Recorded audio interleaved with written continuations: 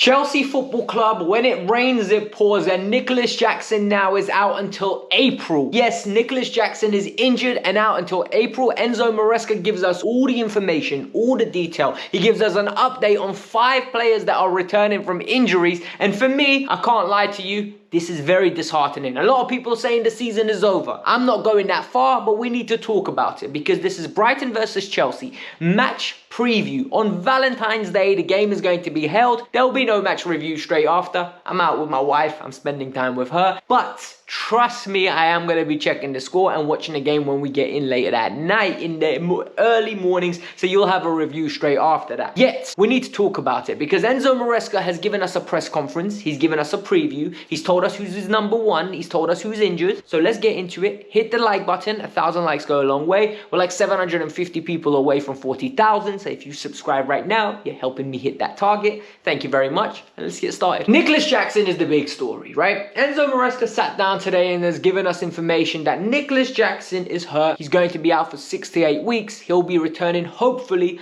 after the international break. First of all, hopefully after the international break does not give us an exact timing. 6 to 8 weeks does not mean he'll be back on the 8th week playing, so I'm a little bit worried about that. What did he say? He said initially we thought it was a little problem. Nico's reaction was good. We scanned him just to be sure, and we realized it's a muscular problem that's significantly worse than we initially thought. The same with Mark Guiu. Perfect. You gotta love it. You know what I mean? Initial prognosis. Ooh, everything's fine, guys. Second prognosis. Oh, crap. We are in serious trouble. Christopher Nkunku at this moment in time needs to tuck in. He said, look, everyone's going to have to chip in. The wingers are going to have to chip in. We're going to have to find another way to play. We're going to have to be like spreading ourselves and being like balanced and just flexible. But the reality is Christopher Nkunku will have to play in that role and show us what he's made of. He's a key part of our squad. That's what he keeps reiterating.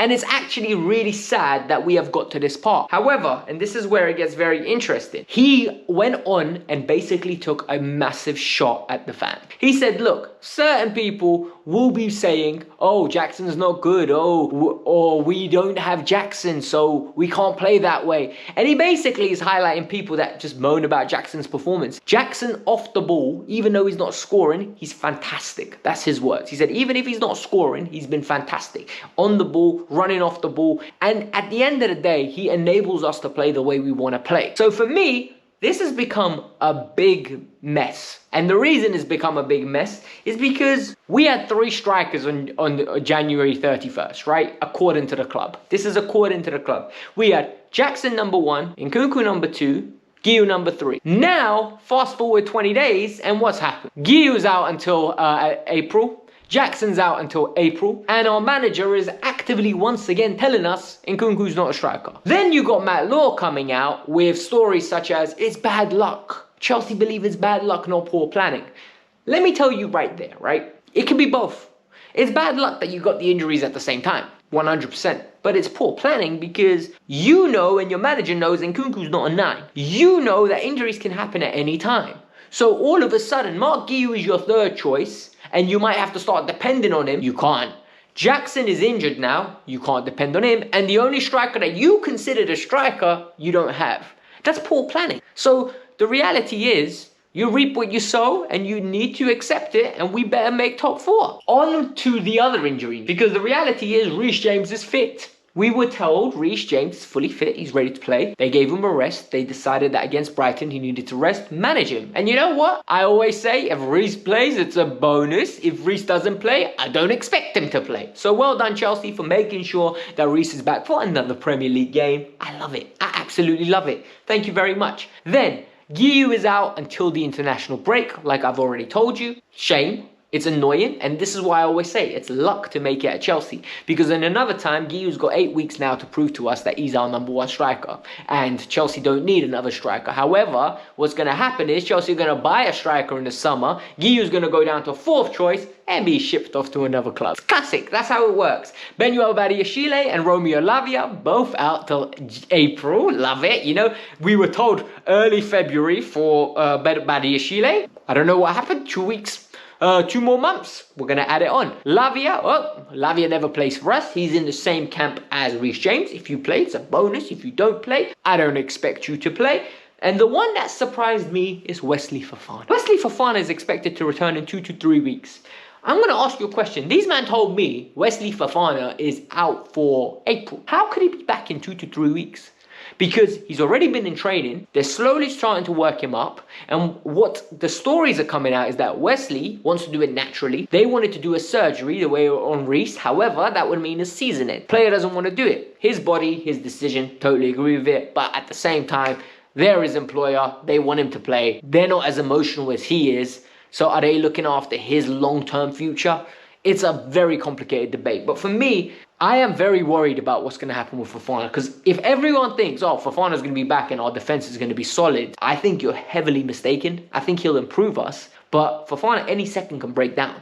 Like I said, any games with Fofana, bonus. If he doesn't play, we don't expect him to play. It is what it is. Next story. Chelsea Football Club need to be very careful because what I've noticed is the alignment of targets is not there between fans' demands and club. The problem is fans' demands, my demands, your demands, every single fan that watches Chelsea, regardless whether you're international or domestic, we all want top 4. We expect top 4.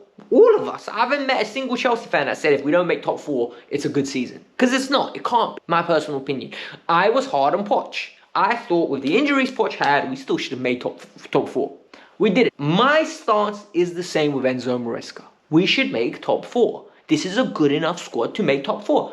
Arsenal have injuries, Manchester City have injuries, Aston Villa have injuries, Newcastle had injuries, Forest have been healthy and hence why they're so high up in the league, but still a long way to go, still 14 games to go, so teams will have injuries. Enzo Maresca on the other hand sits there and says, look, we've done really well in the league, we've done really well in the Conference League, that ain't nothing to be proud of, big man. Conference League we shouldn't even be in.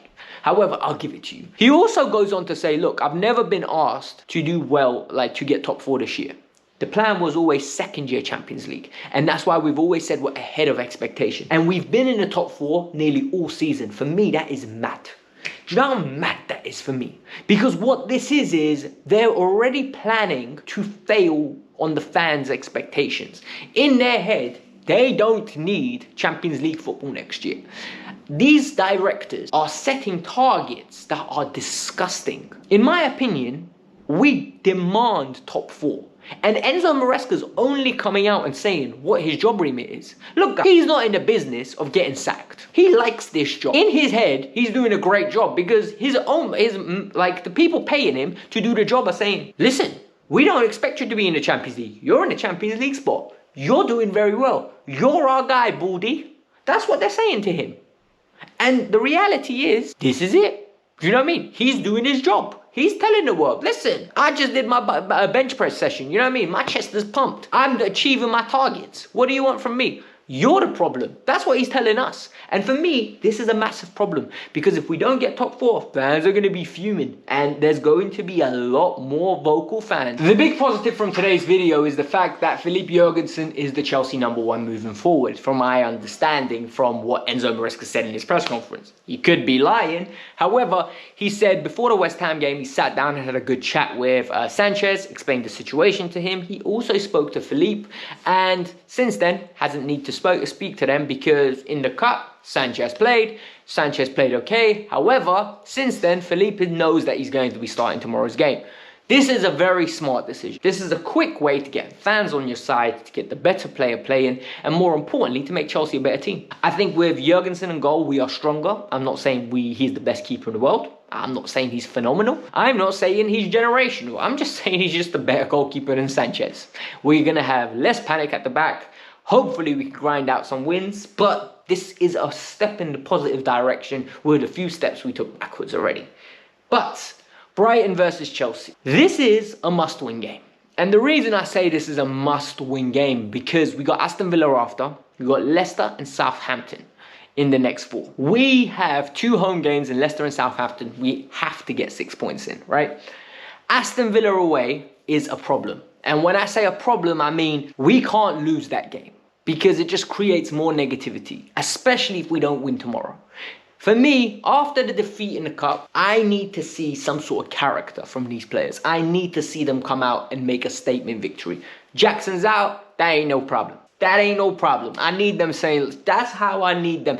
Shannon Sharp type stuff, right? I need them to come out and make a statement. And the key here is, if we win, we go 5 points clear of Newcastle and Manchester City, and they have a game in hand. But their game in hand is against each other. They draw, it's 4 points. And then that's one game, 4 points clear with 13 to go.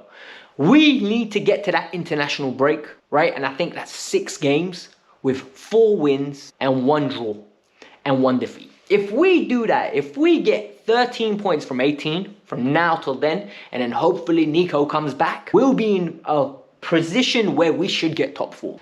If we could do better, even better. If we do worse, hey, we are creating ourselves a hole that we don't want to do. I want top 4. My expectations were top 4 at the start of the year. My expectations will remain as top 4 at the end of the year. If we finish 3rd, I am going to be very happy because we're ahead of my expectations. But it is what it is. No need to complain about injuries. No need to complain about other teams doing their jobs. We need to do our job. Tomorrow, I reckon, I pray, it's hope, right? It's more hopium.